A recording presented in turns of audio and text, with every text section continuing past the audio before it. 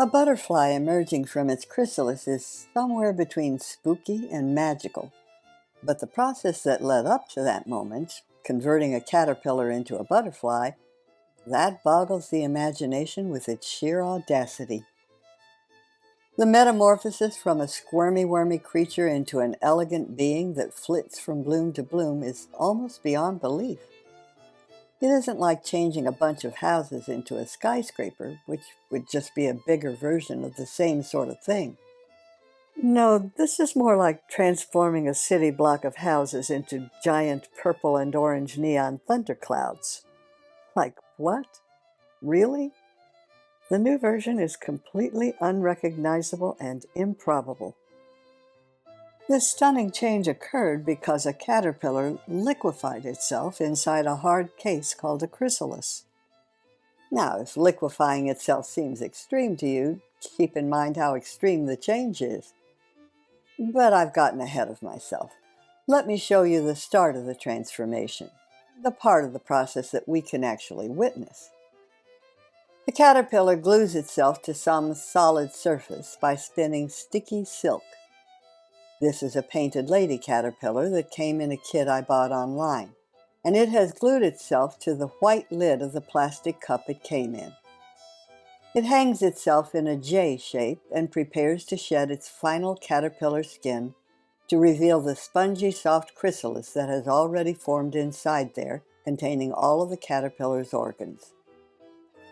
The process resembles wriggling out of skin-tight jeans. The skin undulates as the chrysalis wiggles and squirms underneath it, so that the skin begins splitting at the bottom of the J shape where the back of the head is. Apologies for the silk the caterpillar spun on the cup that obscures your view, but maybe it's better this way, because seeing the head split open strikes me as kinda creepy. It's like seeing someone peel a Halloween mask off, only to reveal something even more bizarre underneath. I'm speeding up for you a process that takes maybe 45 minutes, during which the chrysalis splits the skin entirely. Then it hangs there for a couple of days to harden. The next week or so is a time of frantic inactivity. The shell hangs there inert, as the caterpillar liquefies most of its body and reorganizes itself.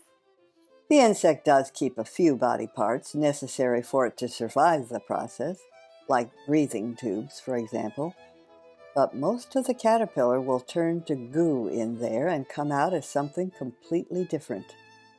The stubby legs will emulsify, and the soup will produce instead long, almost spidery legs. The chewing mouth parts have to go, of course, because this creature will never munch on leaves again. They're replaced by a proboscis, basically a straw for sucking nectar. But it's a party horn straw that the butterfly can curl, uncurl, and tuck neatly away during flight so it can land without tangling its straw in the petals. The emergence of the butterfly from its chrysalis is riveting. But before you watch that, take note of what you can see about what's under the hard casing. Here are the eyes. And notice the parallel lines above them. Care to hazard a guess as to what body parts those might be? The butterfly, which is its own midwife, pushes a section of the chrysalis open and comes out upside down.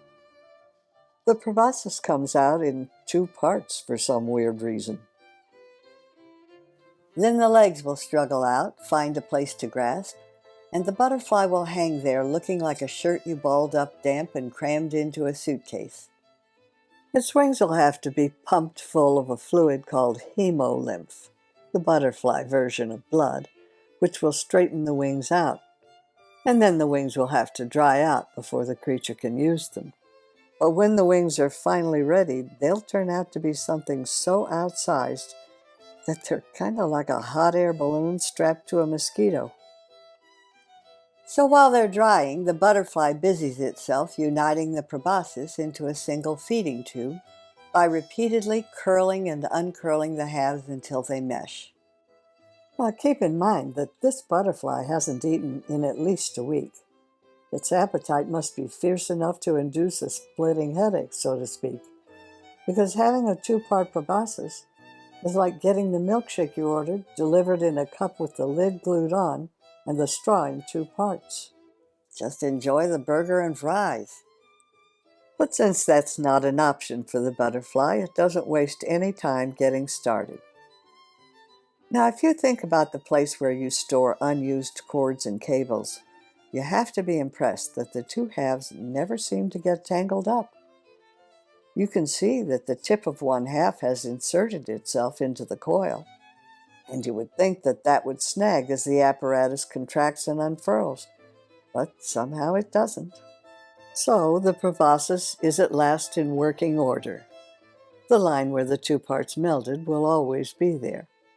And if this magical new creature doesn't get snapped up by a passing bird before its wings dry, it will be able to use them for surprisingly quick escapes. If you check out my movie about how butterflies clap to evade predators, you'll learn how those floppy-looking wings can spew a butterfly around like a bat on crystal meth.